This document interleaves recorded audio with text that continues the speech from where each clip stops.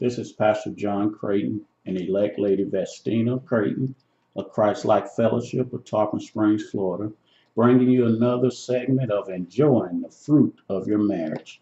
And tonight we're on part 8. We're about to get through these 9 fruits of the Spirit. Tonight is about gentleness. And what I'm finding out, some of these are so close we can call them kissing cousins. Gentleness, meekness, and then kindness, forbearance. If you can get one right, you almost got half of them won. Yeah, absolutely. So if you just strive at one, the other ones will fall in line. And the key is striving at it. And striving means you got to put some work in. Yes. You got to go to work. Gotta work. You can't get a paycheck if you don't put no work in. So you can't expect a good return if you don't put some work in your marriage. That's right. But before we get started, because I'll forget, we are on number 8 of this 9-part series, Enjoying the Fruit of Your Marriage. But we want to make sure that you guys, if you haven't checked out the other 7, go ahead and check that out. You can get it on iTunes and podcasts. We have it at our website, christlikefellowship.com, and then also somewhere floating across the screen at some point, you can actually click on the previous one, and then you can get to the other ones if you just keep going further and further back. So we have we've done 7 uploads. This is number 8, right? And so we in the home stretch. Amen. Only to make a pathway for a new book. So. Yeah. Yeah, we got a shameless plug for the second guide that we actually put together, but we're gonna jump right into this 8th attribute of the Spirit. And just for those that possibly this is the first time you're joining us and you somehow clicked on this video, what we did, we actually put this guide together called Enjoying the Fruit of Your Marriage. And basically it's a strategy. We call it a strategy guide to help new couples, engaged couples, and people who have been in the game for a long time, as a reminder on the fact is the enemy is busy. His whole purpose is to steal, kill, and destroy. There is an attack on marriages. You can just look at the divorce rates. Yes. You can look at marriages now that are being pushed and pulled to the point that they're at the brink of divorce. And that's by design. And that's the reason why God placed it, us on this journey to put together this guide that is just something to help you to think about how you can fight the enemy, because there is nothing that the devil can throw at us that God hasn't given us the weapon to actually fight and win this battle. Because I don't know about you, but when you get married, people need to start thinking about, I want to have an abundant marriage. I want to enjoy my marriage. It's not just about getting together so we can have kids and till the soil. Back in the day where, there were different reasons people got married. And even to this day, people get remarried for business purposes or whatever. But as for our house, we want to enjoy the abundant life that God said that we can have. Amen. Everything that comes with it. But in order for us to have that, we got to go to work. Got to put in the work. Yeah.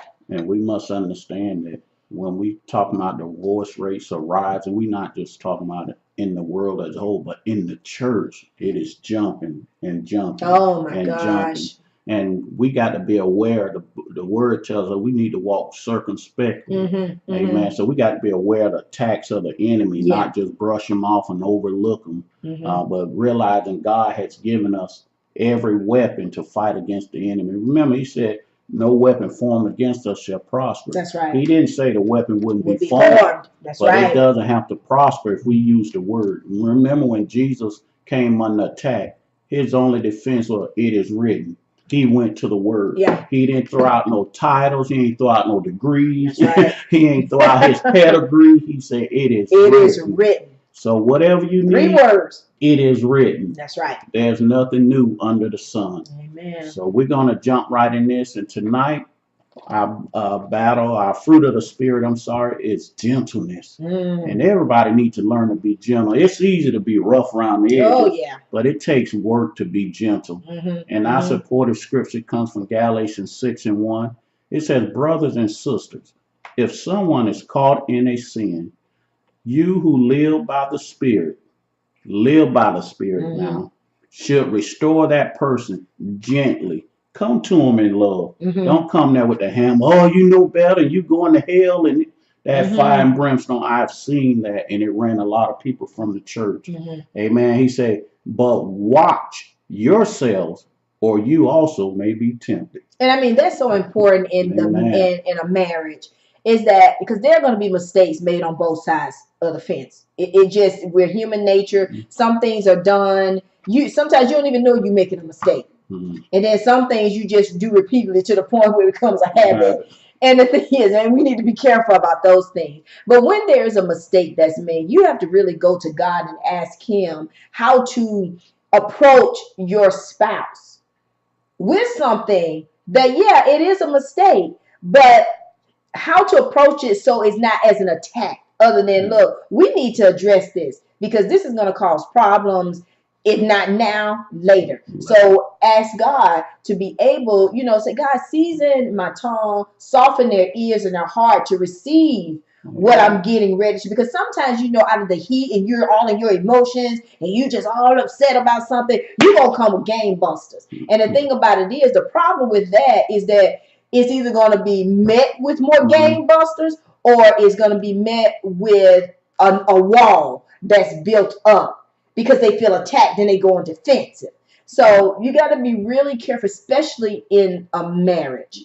Yeah, like it's not always what you say, but how you say it Mm-hmm. and when you say And it. when you say it. And remember, like she was saying, be prayerful before you approach Yeah. anything for both sides, for Yeah. how you present it and how they will receive it.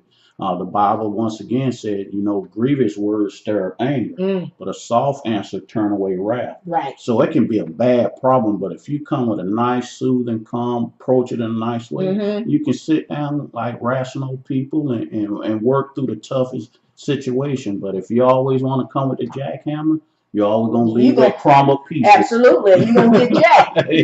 You're going to get jacked, or you're going to get hammered, or you're going to get jackhammered. So, amen. And that really is, especially because some of us have feistier spirits than others. Okay. And some those things clash, and you got to be really careful about that, because there we're in a marriage. Don't let nobody tell you anything different. In a marriage, there's going to be some hard-hitting stuff that you're going to have to deal with. And so that is in those times when you really got to say, God, help me.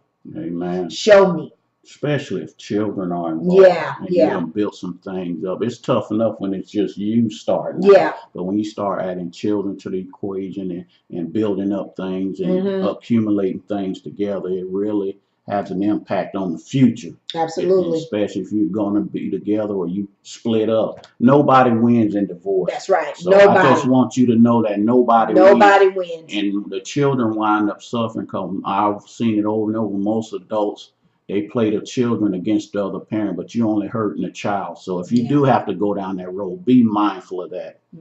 And the thing is, and it's not even just in that instant, the people that are immediately impacted. Whoever's going to come into your life after the divorce is impacted as well, because we bring that baggage with us. Sometimes we feel like okay, well, that's done, that's moved on. But don't get it twisted. Now that has another layer has been added to who you are. Now you're going to approach a situation differently because of your experience of what happened there. You could be totally different people, but the situation can be similar. But all of a sudden, somewhere in your mind, you're going to go back to that place of what happened before. And you really got to be careful, because sometimes our subconscious, we don't know what's going on. We think we've dealt with it. That's in there. You're not him. I'm not her, or whatever. But when a situation comes up, you automatically get in your stance, because that's probably the issue that you had in your past relationship or whatever. So just be mindful of things that do creep up that you don't even think you may even had an issue with. But oftentimes in marriage, there's those invisible landmines.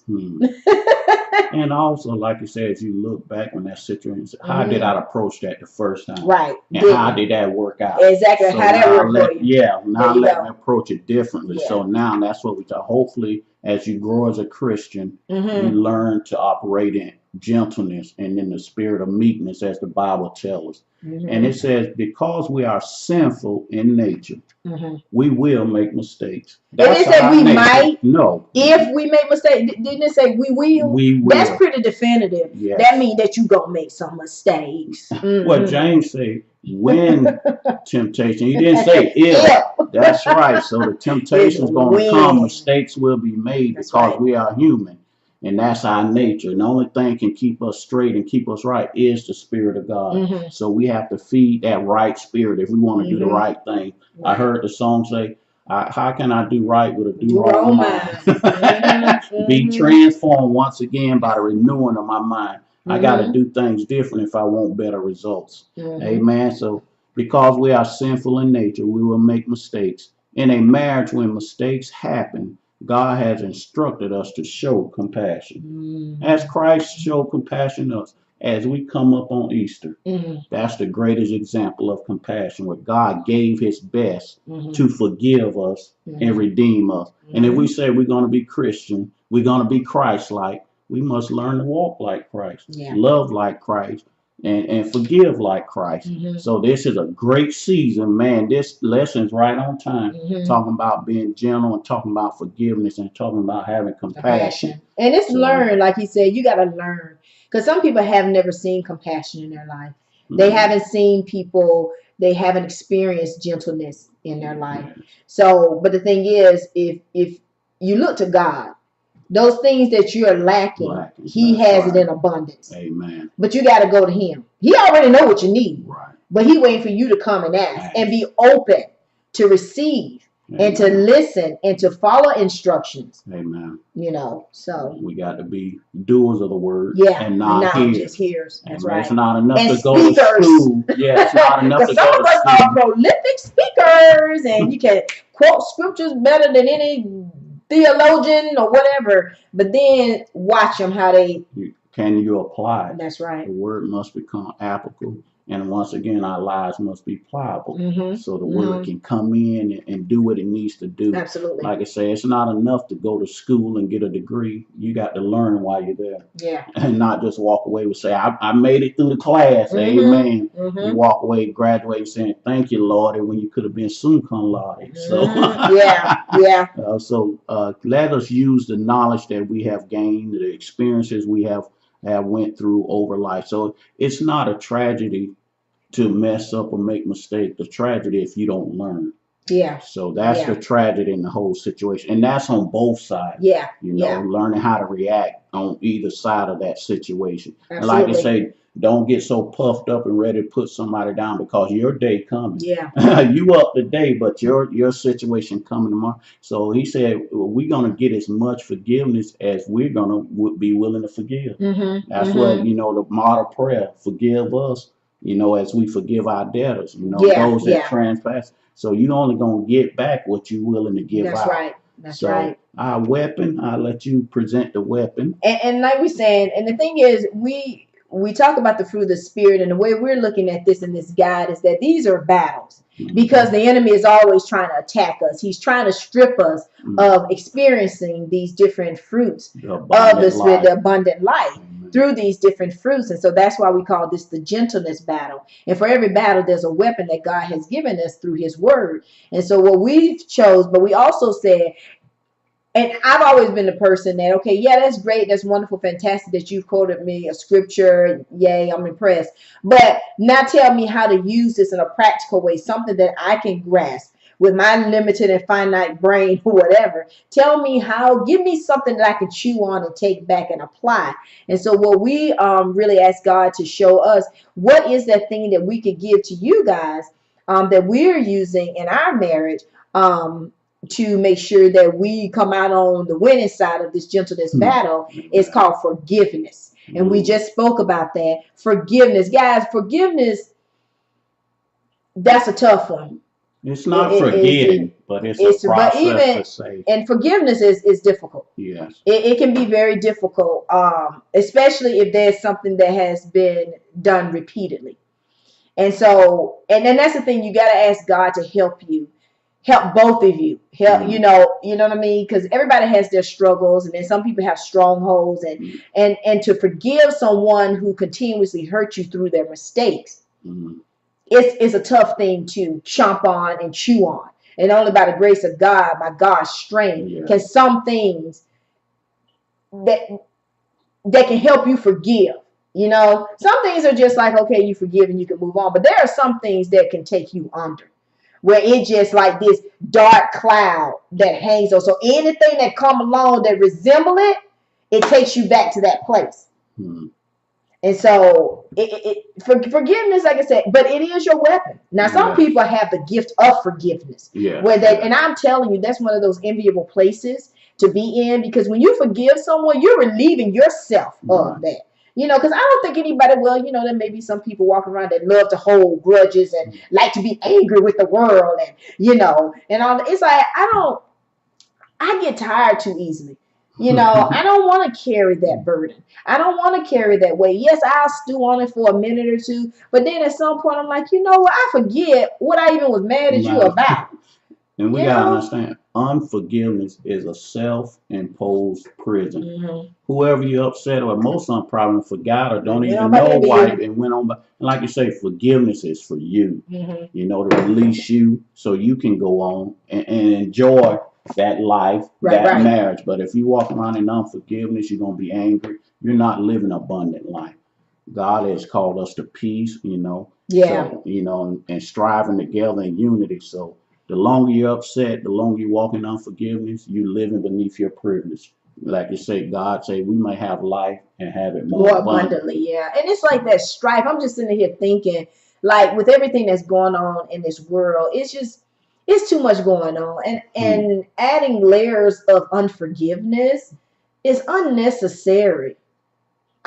I keep saying I just be tired. I mean, it's just like, look, just look. And then the thing is, people do make mistakes, and I'm not saying some stuff you can't just brush it away because it really hurts you where you live. It hurts sometimes, but for your benefit, you got to ask God. God, help me forgive Amen. and truly forgive, Yeah. and forgive to the point that every time something happens, you don't always bring it up, and that's a tough part as humans, because it automatically, and you realize where you are in your level of forgiveness on that matter, because if something comes up again and you keep bringing it up, and there's this like anger or whatever Attitude. behind Yeah. it. You know, it's one thing to kind of make a point about something, but when you come at it with like serious anger, that you feel that thing, Yeah. where it's Yeah. like so emotional, that means you haven't You haven't forgiven. You forgiven. haven't moved on. And it's like, you know, when you break up with somebody from your past and you were angry with them or in love or they hurt you, you broke up for whatever reason. Mm-hmm.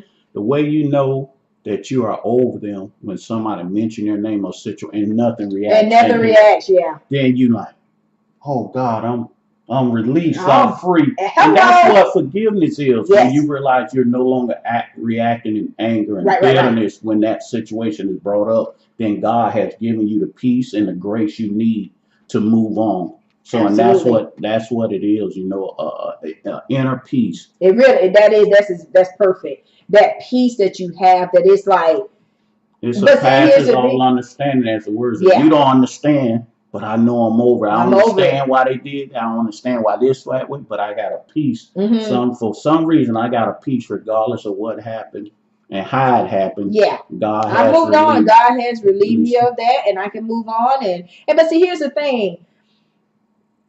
Even though like some stuff people don't understand, where I feel like, you know, and we're talking like, you know, because this is about, you know, marriages, but sometimes just like in relationships, period, or Period. whatever. Just because sometimes you need to move on, God has released you from that. Don't keep playing it. Okay? Don't keep, because see, I'm gonna tell you, that's the one a trick of an enemy. It's like you feel like you done passed a test. And sometimes God will wait 5-10 years, you know, or if something will come up, or an incident will come up 5 or 10 years, and you felt like you done passed that thing. And then you realize something rose up in you. So you got to be real mindful. Don't get cocky, is what I'm saying. Yeah. Don't tempt fate. Don't tempt fate. That's what I said. We talked about last week about the faithfulness battle. About some things you just need to avoid. Okay, God, you done deliver me from that. I'm gonna keep it moving. I want to stay away I'm from gonna stay it. away I from don't it. want to face that if I have to. Absolutely. So our weapon is forgiveness, and our supportive scripture is Romans 3:23. For all have sinned and fall short of the glory of God. Yeah. And remember, we're, as my wife Lola say, we're always in the presence of the audience of one. Too many people trying to manipulate and dupe people, but God is the one that's watching. Right. He's the judge. He's the keeper. He's the Mm-hmm. reward. Mm-hmm. So, God he said, my eyes is in every place, beholding the good and the evil.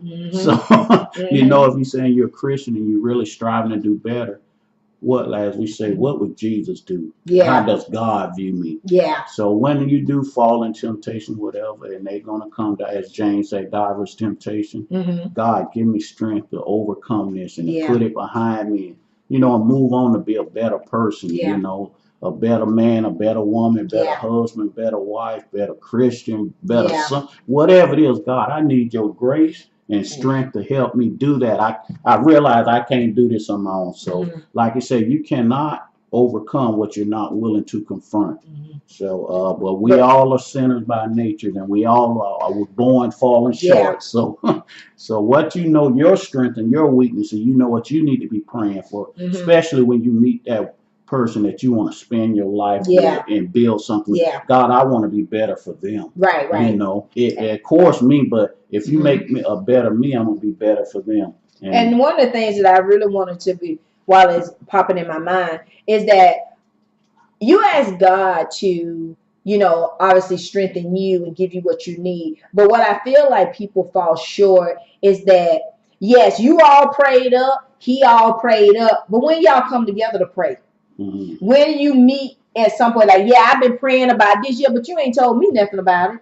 So how you expect for us to get on the same page when we ain't did this together? Mm-hmm. And that's one of the things that we wanted to really bring out in this book, while we created, like, even on each one of the battles, we created this page where it says to commit together. Because see, that's what happens, because you wonder why Christian couples, at least in my mind, one of the reasons with Christian couples that you fall short and you don't enjoy the abundant life is that, yeah, she prayed up, she prayed, she lead prayer, all that stuff, she go in her prayer closet and do all of that, he go in his prayer closet and all that, but when do they come together to pray together? Mm-hmm. And that's the thing, it's like, that's fine if you were single. I mean, yes, you got to be strengthened in your own, but when you're in a marriage, there should be a place where you come together. There should be a place. And that's something, because a lot of times we are like, at least in my world, you're like trained to go in your closet by yourself, which you do need that. But when you're in a marriage, at some point, you got to come together. You need to find, if it ain't the closet, you need to be somewhere up in the corner together, praying together about the same thing and asking God to bring you together. Because you praying on your own and me praying on my own, we might not be praying about the same thing. Let's just keep it real. Yeah, especially if you got children involved, and it's gonna definitely stuff gonna rise. They're gonna force you to come together and pray. Make sure you're on the same page with it, because children will play the parents and have you going against one another. But like I said, two praying together is better than one. Like I said, how can And two it's walk together? necessary when you in a marriage. That I cannot stress that enough. Because then that's the thing where they say, well, you can't be unequally yoked. You got to, and I feel like a lot of us fall short in that, where we don't make an effort to pray together. And I think that's where, it's like, yeah, I pray all the time. I pray about my husband. I pray about certain things, that we may be getting ready to do, or whatever I would like to do, and all of that. But at some point, we need to come together and ask God to put us on the same page, because I think that's what happens sometimes. You like, okay, well, I did this and God gave me peace about it. Yeah, but you ain't talk to me about it. So how that work? And I think that's what happens sometimes in marriages, that everybody off on that. Not saying it's a bad thing. I think that's just the way we've been conditioned to go. But the thing about it is, when you're in a marriage, there's some point you got to make it a priority that you pray together. Let's talk about. Let's check in. What's going on? What's happening? What's that? Because the one thing that I feel like is one of those nails in the coffin of a marriage is that when people get blindsided by stuff. And then you sit there and you go like, well, I didn't know, not that it's a bad thing or whatever, but it's like, I didn't know this where we were going. I thought we were going this way. No, but it's like, we'll just talk. And I think that's what we're talking about. You need to communicate. Communicating is being able to say, hey, this was going on. Let's talk about this. And sometimes you need to be in your prayer closet and say, how do I present this? Because you know who you married to. But at some point, there needs to be a meeting of let's come together, because I think that's where that bond, and especially when it's hard stuff, even though it's hard, but to me that's what forges your relationship even tighter. When you can deal with tough stuff, Perhaps man. communication is the bridge from one situation to another, from one level to another.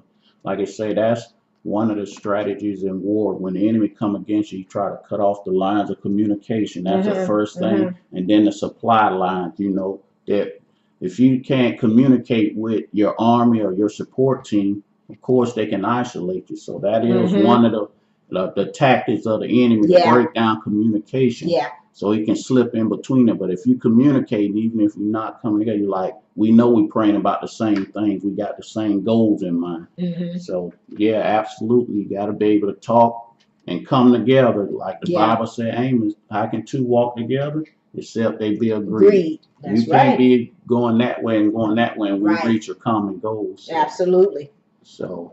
And so how to use your weapon. And that's so important. And we've said that time and time again. We're giving you this weapon, and the weapon for this gentleness battle, as a reminder, we said is forgiveness. But the thing about it, how do you use this forgiveness? And what we're saying about this is that it takes time to forgive.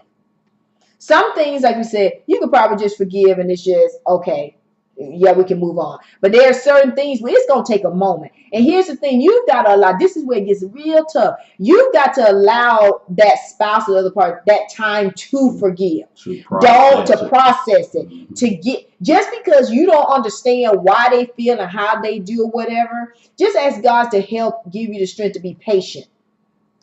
The fact that they're willing to forgive, that right there should be yay. That's a win right there. Because some people like, you know what, it ain't even worth it. I'm tired of this. I'm out the door. And so it says, what happened, happened. You can't change it. You can't change it no matter how you stew over it, fuss over it, fight over it. Why? It happened. It's done. It's done. What are you going to do from here? Exactly. It's like either you make some decisions on how do we not go back down that road again, but to just keep stewing on what happened, how it happened, all that. I don't think that ever worked for. I don't think that ever worked. That's not healthy at all. That's not healthy at all, because all it does is just dig into a wound. But like they talk about, it's like a pile of dung. You go there and stir it up, it's gonna stink all over. That's right. Exactly. Some stuff just let it petrify, turn white, and crumble up and fertilize. Yes. And then it says, and here's where this is the key. Ask, A-S-K, not A-X. Ask God for strength to accept it and guidance on how to move past it. Because here's the thing, you getting mad about it ain't gonna change what happened. Right. I don't care how much you stew it, you can fall asleep. You can, take your happy pills and go to la. When you wake up, it still doesn't happen. Right, you're going to be right there. So you got to ask God to help you accept it. Now, moving past it, he may tell you this is how you move past it. You need to be willing to be receptive to what moving past it means. Because a lot of times that's difficult, what moving past means. And the thing is, it all takes time. But when you're in a marriage, the thing is to death do you part. Okay? So you're saying this is for the long haul. This is what we're talking about. We're talking about people who are in it for the long haul. We're talking to those people who life is going to happen to everyone. And when those things happen, how do you move past it, deal with it, move past it, and become stronger because of it? Yeah. Don't let it may knock you down like weeble wobble, but you don't fall down. You get back up and say, okay, this was some jacked up stuff. Okay. We need to deal with it. But to just push it aside and say, oh, it's okay, whatever. It's going to rear its head at some point. So you may as well just deal with it then. Then that way it just sets you on a better course to be stronger and better moving forward. This is all for your good. And gonna work together, like you said in the words of Marvin Sapp. I can say I'm stronger, I'm wiser, and I'm better because of what I went through. Yeah. So as we move forward, like you said, these are just some little nuggets, some seeds to help you along your journey. We encourage you to look up your own scriptures that really apply to you, and you can have better understanding with it.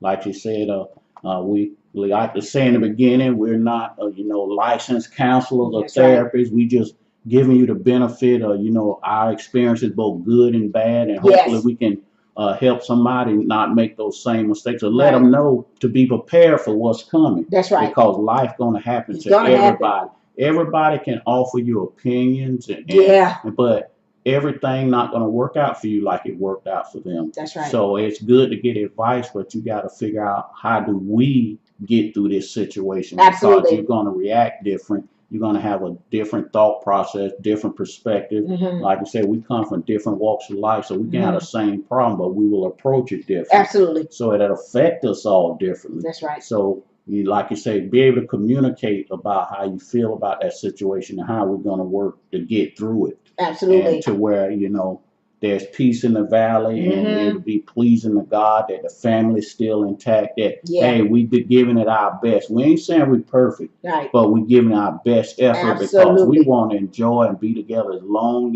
until God come back. That's like right. you say, you don't enter into this thing lightly. Right, right. It took a lot to get you there, so why not give it your all? We give everything else all. When we play sports and we join in things, we give our best. We go to practice, we train for game day. When you were dating, I was training and practice. Game day is marriage. So now it's kind of put in the work. There you go. And you working for a crown. Yeah. To death do us part. Absolutely. So when, like Paul said, when it's over, I can say I fought a good fight. Yes, God. And I kept the faith. That's it. Lord, where my crown? We kept the faith through all the ups and downs. God, we trusted you. Yes. We prayed for one another. And we ain't say it was easy, but he said it's going to be worth it. Absolutely. And I can honestly say, honey, even with the challenges that you and I have faced, it's been worth it. Yes. It's been worth it. I mean, we are, like I said, and honestly, I can say we're living our best life because of what we've been through. And we want to, and we know, and see, that's the thing, we know that it's possible because we done been through some stuff. Yes. And it has drawn us closer. And so we know that. We've seen that. But it takes work. Yeah. It takes all of these things, understanding that the devil's primary role is to steal, kill, and destroy. Amen. And so we know this. We know this. We're not ignorant. Amen. And so we're just hoping, like, Pastor Hubby said, we're just hoping that you guys take this and, if nothing else, get the conversation started. Understanding that you need to put in the work to have the abundant life together. It is possible because he said it.